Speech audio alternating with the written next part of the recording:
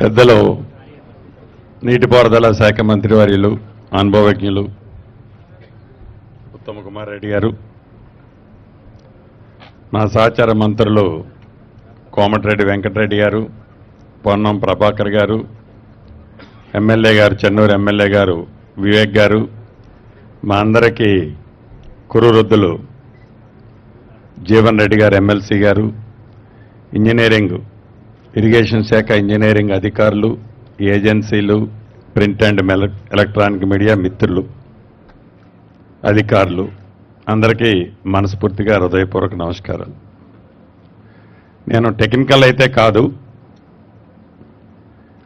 నేనేమి ఇంజనీరింగ్ చదువుకొని ఇప్పుడు నేను ప్రశ్నించే డిపార్ట్మెంట్ని నేను అడగటంలా, ఒక లేమ్యాన్గా ఎప్పుడైతే ఈ బ్యారేజీ కుంగిపోయిందో, ఇంకొక బ్యారేజీ వర్టికల్గా నెర్రలిచ్చిందని ప్రజలకు తెలిసిన తర్వాత ప్రజలలో రచ్చబండ లాంటి ప్రాంతాల్లో చర్చ జరుగుతున్నది. మిమ్మల్ని నేను అడుగుతున్నాను కొన్ని పాయింట్లు. మొదటిది, రాష్ట్రం విభజన జరగక ముందు ఆనాడున్న ప్రభుత్వం, కాంగ్రెస్ ప్రభుత్వం 152 మీటర్ల లెవెల్లో పర్మిషన్ కావాలని పక్క రాష్ట్రంతో చాలా సంవత్సరాల నుంచి ఆ క్లియరెన్స్ పెండింగ్ ఉన్నది. 158 అని, చివరికి 156 అని, చివరికి 152 మీద అలానే స్ట్రిక్ ఆన్ అయింది.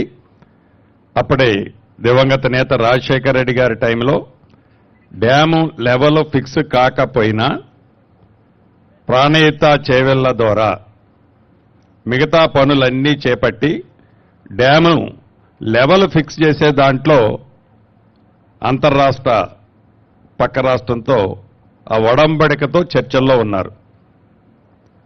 ఇందాక మా ఇరిగేషన్ మంత్రివర్యులు అన్నట్లు ఆనాడు దాని కాస్టు సుమారు 38,000 కోట్లు. ఆయకట్టు వచ్చేసి సుమారుగా 12,80,000, సుమారు 13 లక్షల ఎకరాలు ఆయకట్టు. ఇందాక ఈఎన్సీ గారు అంటున్నారు పాత ఆయకట్టుని స్టెబిలైజేషన్ చేసేది దీంట్లో ఇన్కార్పొరేట్ చేయలేదు అని. డెఫినెట్గా దాన్ని కూడా ఇన్కార్పొరేట్ చేయాల్సిన అవసరం ఉంది. తర్వాత రాష్ట్రం ఏర్పడిన తర్వాత నేను చాలా తెలివిగా యాక్ట్ చేశాను. 152 మీటర్లకి గత ప్రభుత్వం ఉమ్మడి ఆంధ్రప్రదేశ్లో కొట్లాడిన గవర్నమెంట్ను కాదని ఒక మంచి ఆలోచనతో నేను 148 మీటర్లకే అనేక ఇంటర్నల్ ఒప్పందాలు మీన్స్ ఆ రాష్ట్రానికి కూడా కొంత బెనిఫిట్ ఇచ్చే విధంగా ఈ 148 మీటర్ల ఒప్పందాన్ని తీసుకొచ్చారు. 148 మీటర్ల ఒప్పందం మనం తీసుకొచ్చేది కాదు. ప్రతి మీ ప్రజెంటేషన్లో ఆనాడు ఆ మహారాష్ట్ర గవర్నమెంటు 148 మీటర్లకని వాళ్ళు స్టార్టింగ్ నుంచి ఏ వర్డ్ అన్నారో చివరి వరకు ఆ 148 వరకే ఒప్పుకున్నారు. మళ్ళీ వాళ్ళు ఫస్ట్లో వాళ్ళు ఎడిషనల్ డిమాండ్స్ ఏం పెట్టలే. ఒకవేళ మీరు పవర్ ప్రాజెక్టు పెడితే దాంట్లో మాకు షేర్ రావాలి, మా ఆయకట్టు ఇంతకి వాటర్ మేము వాడుకుంటాం, XYZ అనే టర్మ్స్ ఏమీ దాంట్లో పెట్టలేదు.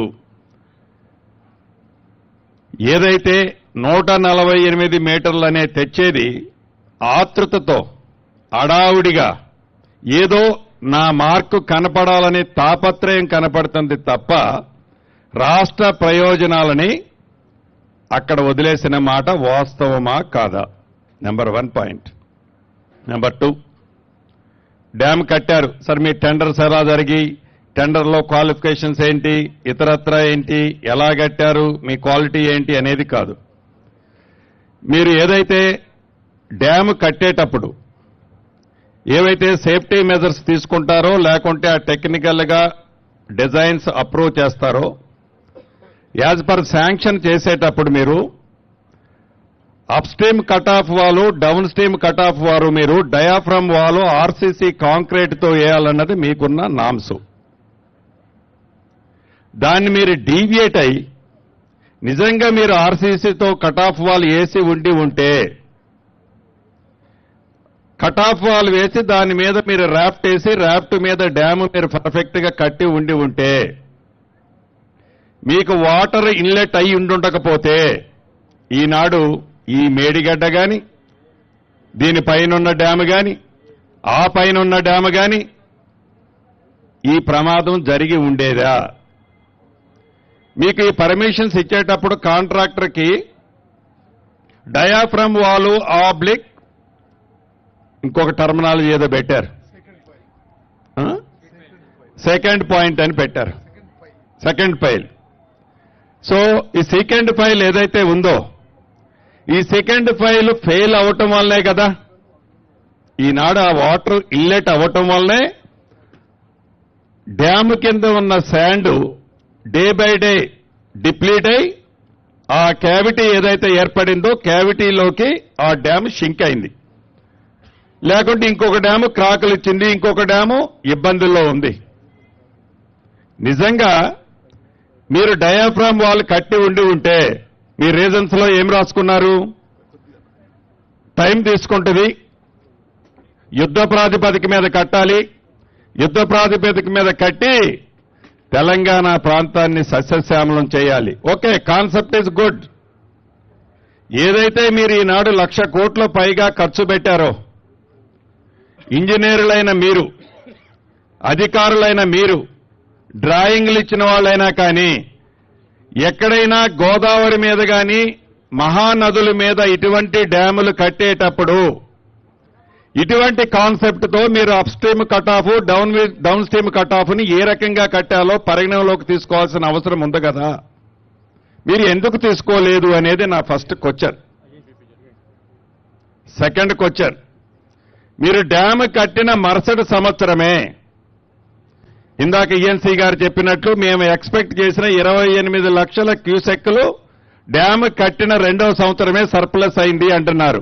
ఎస్, మీరు ఏదైతే ఎస్టిమేట్ చేశారో 28 లక్షలకో 30 లక్షలకో ఎస్టిమేట్ చేశారు. ఈ 28 లక్షలు 30 లక్షలు మీరు ఎస్టిమేట్ చేసిన క్యూసెక్లు డిశ్చార్జ్ అయినప్పుడు మీ డ్యాములు డౌన్ స్ట్రీమ్ లో ఏదైతే ప్రొటెక్షన్ వర్క్స్ చేశారో ప్రొటెక్షన్ వర్క్స్ ఒక్క ఫ్లడ్ కే వాషౌట్ అయ్యాయి. అసలు ఏమి మీరు డిజైన్ చేసినట్టు ఆ ఫ్లడ్ కి డౌన్ స్ట్రీమ్ లో మీరు ఏదైతే ప్రొటెక్షన్ వర్క్స్ చేశారో ఇవాళంతా శాండ్ మేత వేసిందో, ఏదైతే మీరు హెవీ బ్లాక్స్ తో మేము ప్రొటెక్షన్ వర్కులు చేశామంటున్నారో అవన్నీ వాషౌట్ అయి మీరేదైతే డౌన్ స్ట్రీమ్ కట్ ఆఫ్ కూడా ఎక్స్పోజ్ అయిన మాట నిజమా కాదా? దానికి ఈ రోజు వరకు మీరు రెమెడీ ఏం చేశారు? Second point. థర్డ్ పాయింట్, ఏదైతే ఈ రోజు కుంగిపోయింది 2022 ఏప్రిల్ 28 నాడు, మరి ఎగ్జిక్యూటివ్ ఇంజనీర్ అతనే ఉన్నాడా మారాడా నాకు తెలియదు.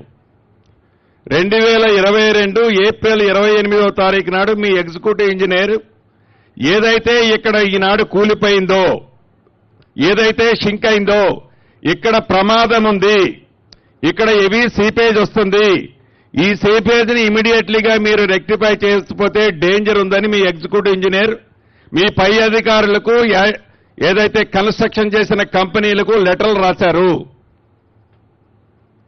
దాని మీద ఆ రోజే మీరు శ్రద్ధ తీసుకొని ఉంటే ఆనాడు ప్రభుత్వం, ఆనాడున్న ముఖ్యమంత్రి, ఇరిగేషన్ శాఖ మంత్రిగా ఉన్న ముఖ్యమంత్రి గారు మీరు శ్రద్ధ తీసుకొని ఉంటే ఈనాడు ఈ డ్యాముకి మీరు చేసిన తప్పులు కొంతైనా శ్రద్ధ తీసుకొని ఉంటే మళ్లీ వాటర్ లేని టైంలో రెక్టిఫై చేసి ఉంటే ఈనాడు ఈ పరిస్థితి వచ్చి ఉండేదా? దాని మీద ఉన్నతాధికారులు ఏం చర్య తీసుకున్నారు? దాన్ని బాధ్యులను ఎవరిని చేశారు? ఆ బాధ్యులను చేసిన వారి మీద ఎవరి మీద యాక్షన్ చేసుకుంది ఆనాడు ప్రభుత్వం? డ్యాములు కట్టే దాంట్లో చూపించిన ఉత్సాహం, టెండర్లో పిలిచిన చూపించిన ఉత్సాహం, డ్యాములు కాపాడే దాంట్లో ఎందుకు ఉత్సాహం చూపలేదు? అంటే ఇక్కడ మీ పర్సనల్ ఇంట్రెస్ట్ లేదనే కదా వీటిని వదిలేసింది. డ్యాములు కడితే చాలు, డ్యాములు కడితే వాటి మానాన్ని అయిపోతాయి, వాటిని మనం కాపాడినా కాపాడిపోయినా మన పర్సనల్ ఇంట్రెస్ట్ ఫుల్ఫిల్ అయింది కాబట్టి డ్యాములు ఏమైపోయినా పర్వాలేదనే కదా వదిలేసింది. ఇటు అధికారులు కానీ అటు ఆనాడున్న ప్రభుత్వం ఇరిగేషన్ శాఖ మంత్రి గారు కానీ ఈ వేదిక ద్వారా వారిని నేను ప్రశ్నిస్తున్నా. దీనికి ఆన్సర్ కూడా చెప్పాల్సిన అవసరం ఉంటుంది.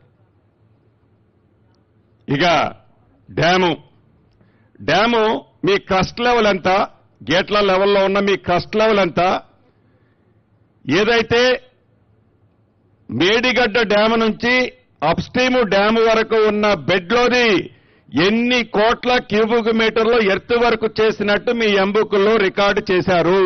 దాంట్లో ఎన్ని వందల కోట్లు డ్రా చేశారు. అసలు ఆ బెడ్లో ఉన్న సిల్ట్ రిమూవ్ చేయాల్సిన అవసరం మీకేమొచ్చింది? ఎందుకంటే డెడ్ స్టోరేజ్ అది. మీరు అప్పుడు తీశారు, మళ్లీ వాటర్ ఫ్లో వచ్చింది, ఇవాళ శాండ్ బెడ్లోకి వచ్చింది. వేస్ట్ మెటీరియల్ కింద ఎన్ని కోట్ల క్యూబిక్ మీటర్లు మీరు రిమూవ్ చేశారు? ఆ ఎన్ని కోట్ల క్యూబిక్ మీటర్లకి ఎన్ని వందల క్యూబిక్ మీటర్లు ఆనాడు ఎవరికి దాన్ని డ్రా చేసి ఇచ్చారు? టెక్నికల్ గా దాన్ని మీరు ఎలా సపోర్ట్ చేసుకుంటారు? వీటి మీద తప్పకుండా ఈ డ్యాముకు సంబంధించింది. ఇక పై డ్యాము కూడా సిమిలర్. ఈ క్వశ్చన్స్ అన్ని కుంగిపోయిన డ్యాము కానీ, క్రాక్లు వచ్చిన డ్యాము కానీ, ఇంకా భవిష్యత్తులో ఇబ్బంది కలిగేది కానీ, నేనైతే ఒకటి నా డౌట్ క్లారిటీగా మీకు చెప్పేది, ఈ పిల్లర్స్ ఒక పిల్లర్తోనో 2 పిల్లర్తోనో 3 పిల్లర్లతోనో ఆగుతుందని నేను అనుకోవటం లేదు మంత్రి గారు. ఇది up stream cut off, down stream cut off ఏదైతే ఉందో దాన్ని ప్రాపర్ గా చెయ్యని కారణంగా ఈనాడు ఈ డ్యాములకి వచ్చిన పరిస్థితి. రెండోది క్వాలిటీ ప్రాపర్ గా చేయకపోవటం వల్ల వచ్చిన రెండో పొరపాటు. మూడోది ఏదైతే రాఫ్ట్ వేశారో ఆ రాఫ్ట్ కింద ఉన్న శాండ్ ని కాంపాక్ట్ చేశామని చూపించిన మీరు దాన్ని ప్రాపర్ గా కాంపాక్ట్ జరిగి ఉంటే ఈనాడు ఈ డ్యాములకి ఈ పరిస్థితి వచ్చి ఉండేది కాదు. ఈ ఒక్క డ్యాము ఒక్క పిల్లరు అనేది ఇప్పుడున్న మన ప్రభుత్వం కాదు.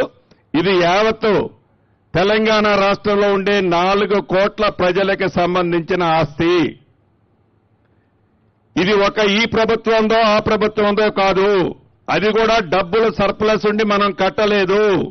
ప్రతి రూపాయిని అప్పు చేసి 10 నుంచి 12% వడ్డీకి తెచ్చి కట్టిన ప్రాజెక్టులు ఇవి. వీటిని అప్పట ఉన్న ప్రభుత్వం ఇంట్రెస్ట్ ఏంటో ఇందాక నేను చెప్పిన దాంట్లో మీకు అర్థమైంది. అధికారులు ఎందుకు శ్రద్ధ తీసుకోలేదో అర్థమైంది. మా కోమటిరెడ్డి గారు ప్రశ్నించినట్లు అధికారుల్ని ప్రభుత్వంలో ఉన్న మేము ప్రశ్నిస్తుంటాం, ఇలా చేయమంటాం. మేము చేయమని అన్నప్పుడు టెక్నికల్ ఫీజిబిలిటీస్ మీరు ఎందుకు ఆనాడు ఎక్స్ప్లెయిన్ చేయలేదు? నిజంగా మేము ప్రెజర్ పెట్టి ఉంటే మీరు ఆనాడే ఇందాక మా కోమటిరెడ్డి గారు అన్నట్లు మేము చేయలేం సార్ అని మీరు ఎందుకు డ్రాప్ అవ్వలేదన్నది కూడా నా ప్రశ్న. ఇది ఒక్క డ్యామే కాదు, పైనున్న అన్ని డ్యాములకు కూడా వర్తించుద్ది. రెండవది, ఈ పంపులు ఏదైతే పంపులు మునిగాయి, పంపులు మునగటానికి కారణం నిన్ననో మొన్ననో చూశాను ఆ పెంటారెడ్డి గారి స్టేట్మెంట్ కూడా. నేను ఆ రోజే చెప్పాను 152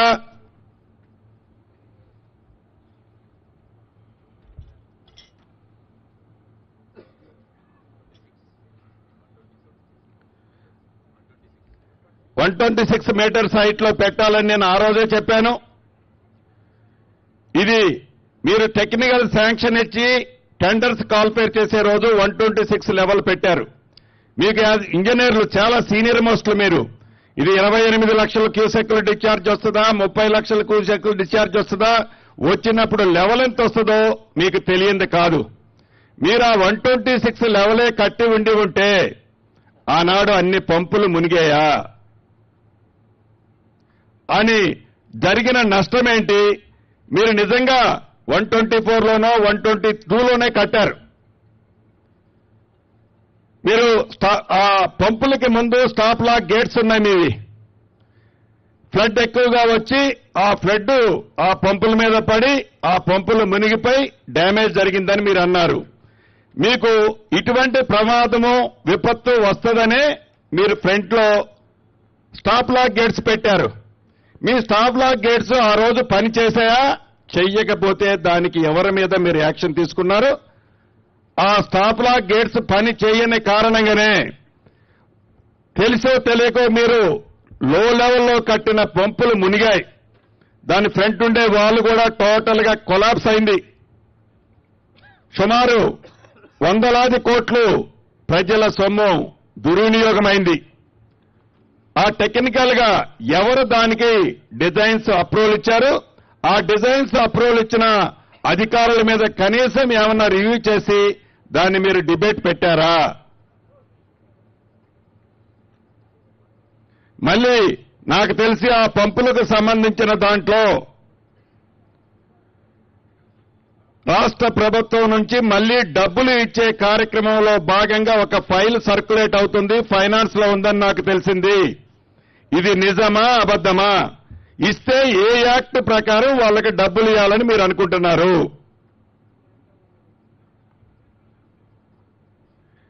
నెక్స్ట్ పాయింట్, ఏదైతే మీరు ఈ డ్యాము కానీ డ్యాము విషయానికి వస్తే మీరు ఫైనల్ బిల్లు డ్యాముకి ఇచ్చారా? ఇందాక ఎగ్జిక్యూటివ్ ఇంజనీర్ నోటీసు ఇచ్చేటప్పుడు ఇచ్చాడని చెప్పాను 2022లో. ఎగ్జిక్యూటివ్ ఇంజనీర్ నోటీసు ఇచ్చేటప్పటికి వాళ్ళ లయబిలిటీ పీరియడ్, ఆ డ్యాము కట్టిన వాళ్ళ లయబిలిటీ పీరియడ్ 2 ఇయర్సా 3 ఇయర్సా మీరు మెన్షన్ చేశారు. అది విత్ ఇన్ ది పీరియడ్ లో ఉందా లేదా? ఉండి ఉంటే ఏజెన్సీతోనే మీరు మంత్రి గారు కానీ మీరు కానీ ఇప్పుడు ఈ డ్యాముకు జరిగిన నష్టాన్ని ఏజెన్సీతో కట్టించాల్సిన అవసరం ఉంది కదా. దీంట్లో ఏదైతే మీరు ఏజెన్సీతో చేసే దాంట్లో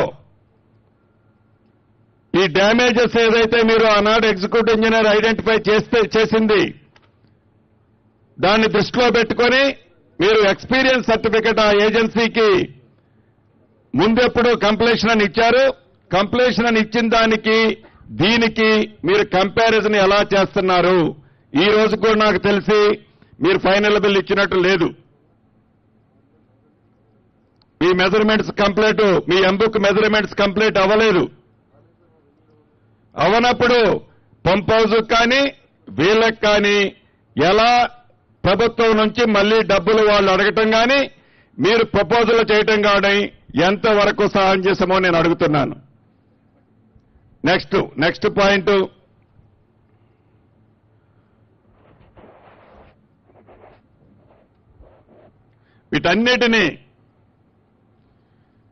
వీటన్నిటినీ దృష్టిలో పెట్టుకొని ప్రజల సొమ్ముని గత ప్రభుత్వం ఏదైతే ఖర్చు పెట్టిందో అది కూడా అప్పు తెచ్చి ఖర్చు పెట్టిందో, ఈ అప్పు తెచ్చి ఖర్చు పెట్టిన డబ్బు ప్రతి రూపాయి ఇది ప్రజల సొమ్ము. ఇది ప్రతి నెల వడ్డీతో సహా రాష్ట్ర ప్రభుత్వం రేపు కట్టాల్సింది. దీన్ని ఒక్కసారి గమనించాలి. ఇక థర్డ్ టీఎంసీ సబ్జెక్టు, మీరు 2 టీఎంసీలకే గడిచిన 5 సంవత్సరాలలో మీరు అది టీఎంసీలో లిఫ్ట్ చేసింది పెట్టండి, అది స్క్రీన్ మీద.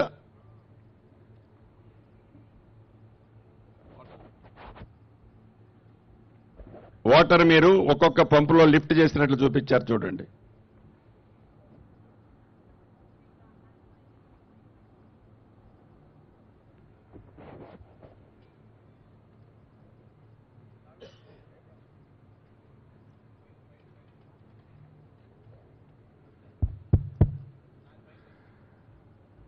మీరు ఫస్ట్ పంపు దగ్గర మీరు 50 టీఎంసీలు గడిచిన 5 సంవత్సరాల్లో మీరు లిఫ్ట్ చేసినట్లు చూపించారు. రెండవ పంపు దగ్గర 46.2 టీఎంసీలు, మూడో పంపు దగ్గర 41.35 టీఎంసీలు లిఫ్ట్ చేసినట్లు చూపించారు. అంటే ఫస్ట్ నుంచి లాస్ట్ వరకు డిఫరెన్స్ 9 టీఎంసీలు ఉంది. నాకు తెలిసి ఈ మధ్యలో ఆయకట్టు ఉందా? ఈ గోదావరి ఫ్లడ్ బ్యాంక్ కి అటు సైడు మన సైడు ఆయకట్టు 9 టీఎంసీలు డ్రా చేసే అంత ఆయకట్టు ఉందా? లేకపోతే ఆ 9 టీఎంసీలు మొదటి పంపు ద్వారా రెండో పంపు ద్వారా పవర్ ఏమని కొట్టుకు రావట్లే. ఈ 2 పంపుల ద్వారా లిఫ్ట్ చేసిన వాటర్ మళ్ళీ తిరిగి గోదావరికే వదిలారా? ఫస్ట్ 50 టీఎంసీలు అంటే గడిచిన 5 సంవత్సరాలలో మీరు ఖర్చు పెట్టిన 1,00,000 కోట్లు పెట్టి మీరు లిఫ్ట్ చేసిన వాటర్ ఎంతయా అంటే గోదావరి నుంచి లిఫ్ట్ చేసింది కేవలం 50 టీఎంసీలు. ఈ 50 టీఎంసీలు బయటికి పంపింది ఎంతయా అంటే గోదావరి దాటి కేవలం 41 టీఎంసీ. దీని పరిస్థితే ఇలా ఉంది. మీరు అసలు 3వ టీఎంసీ ప్రపోజల్ ఎందుకు వచ్చింది? 3వ టీఎంసీ ప్రపోజల్ ఆనాటి గవర్నమెంట్ ఏదైనా మీకు రెఫరెన్స్ ఇచ్చి 3వ టీఎంసీ కూడా మేము చేయాలనుకుంటున్నామంటే ప్రపోజల్ మీరు తయారు చేశారా? లేకుండా మీరే ఆ ప్రపోజల్ తయారు చేసి గవర్నమెంట్కి పంపారా? మీరు 3వ టీఎంసీ పంపినప్పుడు సుమారు ఎడ్వర్క్స్ లో ఉండే 4,000 కోట్లు మీరు ఫస్ట్ లిఫ్ట్ ఆపరేట్ చేసింది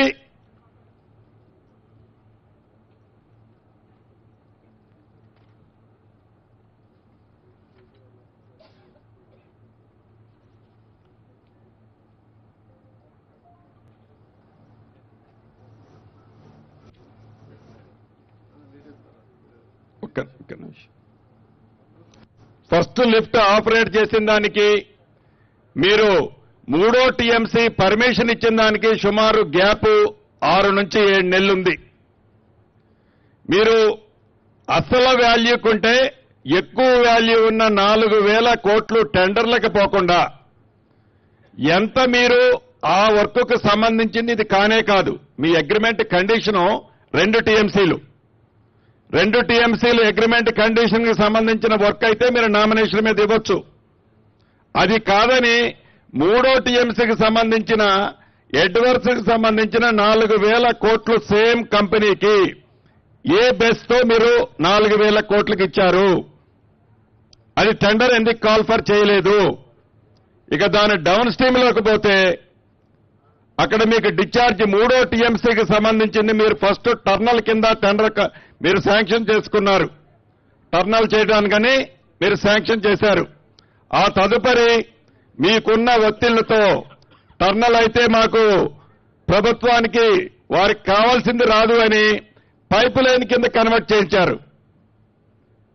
ఈ పైప్ లైన్ కి కన్వర్ట్ చేసిన దానికి ఫస్ట్ మీ ఎస్టిమేట్ లో ఉన్న టర్నల్ దానికి హ్యూజ్ వేరియేషన్ ఉందని మీకు కూడా తెలుసు.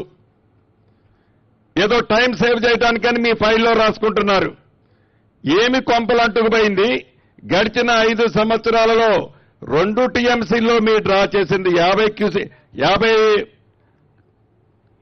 టీఎంసీలు.